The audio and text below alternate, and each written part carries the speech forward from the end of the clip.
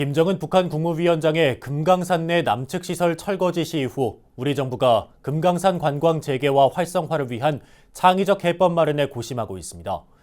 이런 가운데 각계에서 그 해법에 관한 다양한 조언이 제시돼 주목되고 있는데요. 특히 국보급 문화재인 서광사와 템플스테이 등 불교 문화는 한민족에 특화된 관광자원으로서 가치를 활용할 수 있도록 해야 한다는 의견이 제기돼 주목을 받고 있습니다. 전영신 기자입니다. 북한은 원산에서 금강산 지구에 국제관광지대를 조성하기 위해 이 일대를 원산지구와 마식령 스키장지구, 울림폭포지구, 서광사지구, 통천지구, 금강산지구 등 6개 권역으로 구분해 집중 개발하고 있습니다. 그러나 유엔 대북제재 여파로 내부 마감 공사 등을 위한 물자 조달에 차질을 빚게 되자 국제사회에 제재 해제를 요구하는 한편 남측에는 금강산 관광 재개 지연에 대한 불만을 표시하고 있습니다. 김정은 위원장이 금강산 철거를 지시한 건 역시 남북 관계의 단절이 아닌 오히려 관광을 통한 경제 활성화 의지를 드러낸 것이란 분석이 나오는 이유입니다. 금강산 지구는 활용할 수 있는 주요 핵심 관광 자원인데 남북 관계를 개발하지 못하니까 상황을 더 이상 방치하지 않겠다라는 의도가 이번 철거역으로 이어지지 않았나 싶습니다.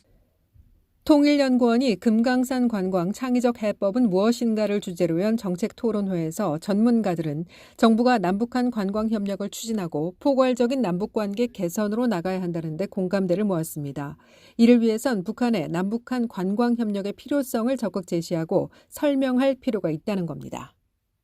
의료관광, 템플스테이나 한류문화관광, 백두산을 포함한 스포츠 관광의 어떤 백두대간 문제란 이런 것들에서 북이 우리와 협력했을 때 어떠한 이익을 가져갈 수 있느냐에 대한 것들을 저는 좀 많이 우리가 제시할 필요가 있다고 보고요.